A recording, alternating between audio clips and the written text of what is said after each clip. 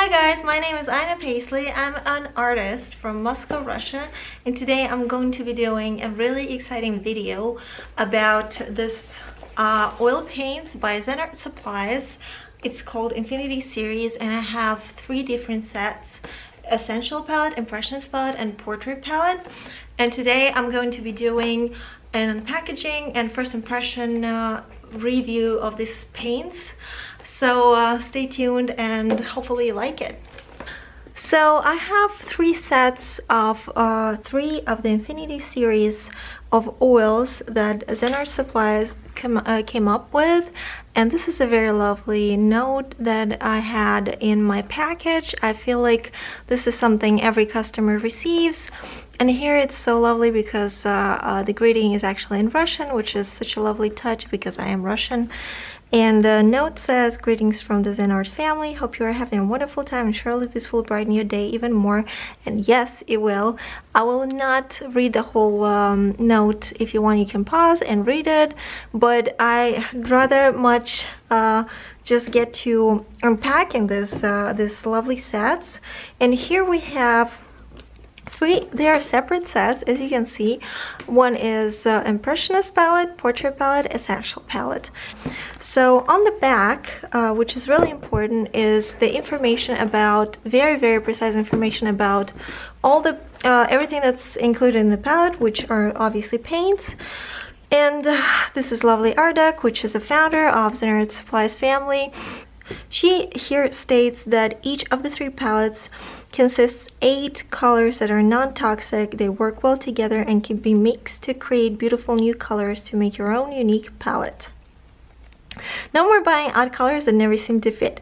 Indeed, and look at these lovely colors. I will get to detailed information about all the colors in the boxes in a second, but let me just tell you, out of like my first impression when I got this, wow, each of the 3 sets actually has different paints. Like, none of the colors actually double in any of the palettes except for white, but you can literally never run out of white. It's I mean, you can always run out of white. It's something that you always mix with your paints, and obviously, which is never enough, so I buy like big tubes of white. And I could always use some extra whites in my palettes, that for sure. So the first one I opened was this Impressionist palette, which I must say, I can't say which one is my favorite because they're so different and all the colors seem very important to me, so it would be really hard to choose one of the palettes. So I'm very glad I got all 3 at once, which makes it so much easier for me to not make any choices at all. When I open it, I believe that each set has the same pretty much brochure that says it's an Infinity palette series, and there's indeed some information inside about all of the palettes. So if you buy one of the 3, you can always get some information about the rest of them, see what colors are inside, and also get a very detailed information about opacity, pigments, light fastness, and all the names, color names are written down below, and which seems to be very informative and just lovely, you know, to know what you're buying. And here you can just read a little bit about how Ayna reinvented the palette and why she came up with only 8 colors in each set, and which I think was a very clever idea, because indeed there's so many colors that are not always needed in a palette, but still are very distractive when we come to the art supply store, and we always want to buy something that's pretty, but we don't necessarily know how to use it in our work, so it kind of distracts a lot. So I'm very glad that Ayna actually came up with this idea of creating very limited amount of paints in each palette. So if we get to the tubes, which look like this, the tubes are enormous. It's 45 milliliters, which is like very big amount of paint that you receive once you get them. Every tube has obviously the name on it, and also all the information about light fastness, opacity, and pigments used to create it. which is really appealing to me in this palette is that none of the pigments are toxic. If there are some pigments that are toxic that are usually used to create any of the colors, ZenART supplies try to substitute these pigments with non-toxic. And let's just unpack the rest of them. So yeah, the packaging is really nice, smooth. It's very, very lovely. It's nice to hold in the hand. And let me just open them all so you can see what are the sets here. Let's go through the paints. So we have here in the Impressionist set, this one, the Impressionist palette consists of titanium white, lemon yellow, Indian yellow, ruby red, Daxon purple, viridian ultramarine blue, and Prussian blue. Here you can read that Impressionist palette offers you the beautiful bright colors the Impressionists used in their paintings in the late 19th century. Impressionist palette is very bright, as well as I feel like Essential palette is really bright. The Essential palette consists of, sorry, it's this one. Let's go like this. So here we got Essential, Impressionist, and Portrait. So Essential one consists of titanium white, cadmium yellow hue, cadmium yellow deep hue, cadmium red hue, alizarin crimson, cerulean blue, cobalt blue, ivory black. And let's see, the Portrait palette consists of zinc titanium white, yellow ochre, vermilion, naphthol red, chromium oxide, burnt sienna, burnt umber, and raw umber. As ZenART Supplies tells us, it's literally colors that gives you the feel of a styrorealistic portraits, and combined with the Essential 8 palette includes the earth colors necessary for lifelike landscapes and other subject matter. There's a burnt sienna, umber, raw umber, ochre. These colors are indeed needed for creating anything that's real, including landscapes, including still lifes and portraits, obviously.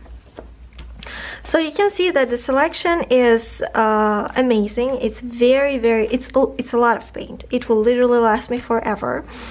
And I love how, I cannot stress this enough, I love how each set has their own paints. Like they are totally different, and if you want to buy one set and then try another one and then try another one, you will not end up with the tubes of paint that are the same. You have the possibility to try different colors, different paints, and decide for yourself which set is your favorite, or maybe you're going to combine and make your own set, which is a possibility, because I felt like with years of my practice in oil painting, I came up with my own favorites, personal favorites that I actually must include in every painting.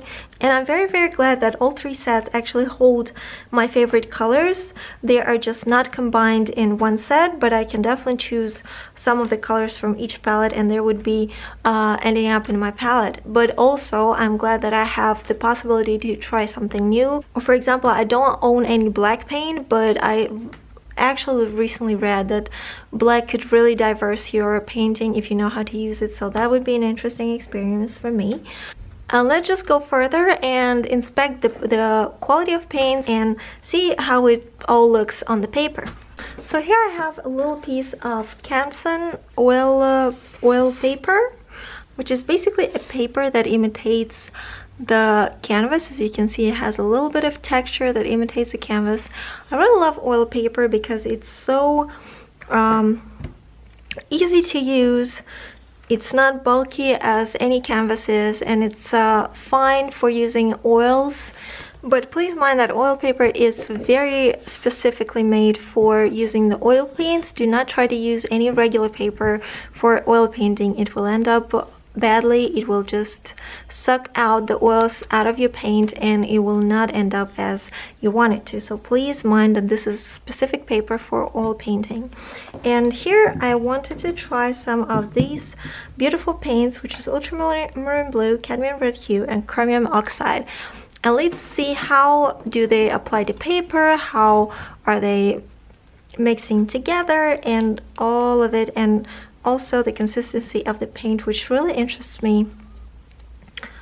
because Ardak actually writes in her letter that that the consistency of the paint is such that she doesn't use any medium to mix it, which is pretty rare. I feel like it's not always the case. Sometimes the paint is very, very dense, so you actually have to mix it with a medium for it to be blendable, to be able to work with it. So here we can see that each paint actually has, oh, I forgot about this one.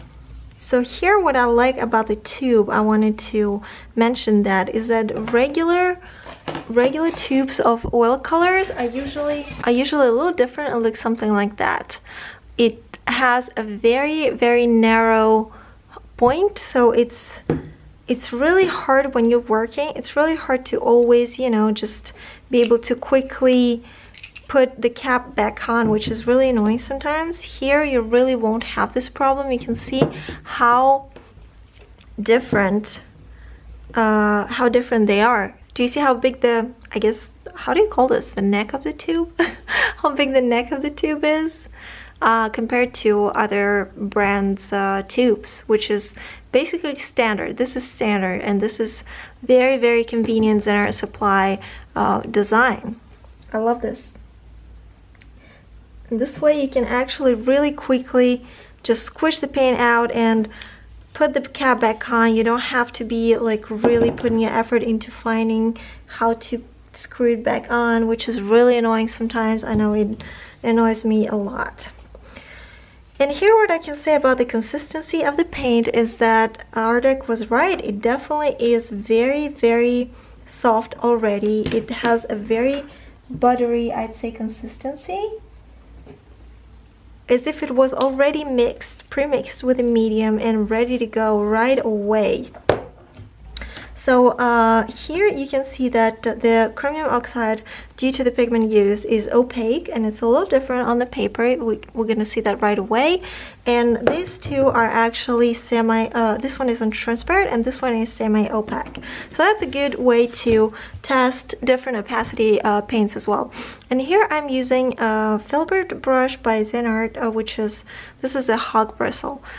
By the way, the set of ZenART supplies brushes are always also one of my favorites. I use it almost in every painting that I make, either with oils or acrylics. And here you can see the full set of, this is a ZenART collection, and you can see how they're actually just like my working brushes, so that's why they're like that, because I pretty much oftenly use them. And you can see this one is already a little dirty, but it doesn't matter. Let's see how the paint goes on the paper.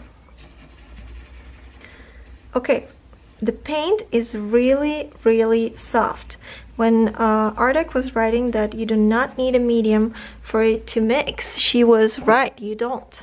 Here I'm using a non-toxic solvent to work with the paint. Sometimes I use it to thin the paint down to see how transparent it is or opaque it is. Here you can see how you can actually thin it down to almost, oh sorry, this is not great.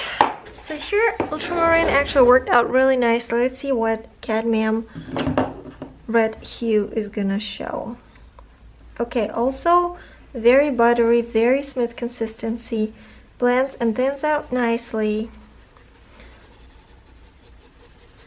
You can see that a little bit of color actually goes a very long way, which is amazing. Now let's see how it blends together with ultramarine. It will create probably a really pretty gray, supposedly, and yes, it does indeed create a beautiful violet gray. So we can see here that it actually mixes really, really nicely together and gives a beautiful reddish gray color. And let's try the green oxide. Okay, here you can see how different this paint is because it is opaque. Now transparent paint, you can see the canvas through. This is semi-opaque, which is very, very pigmented as well, and this one is very pigmented, even more pigmented than this one, more opaque. So here you can actually thin it down as well. It just takes more time, more solvent to do that. But you can see that the color is more consistent than this one. Well, the transparent one is where you can actually see all of the movement of all your brushes, the brush strokes, and the opaque one is the one that will show it less. I can try to mix the blue and the green together. Supposedly it's going to create a beautiful green.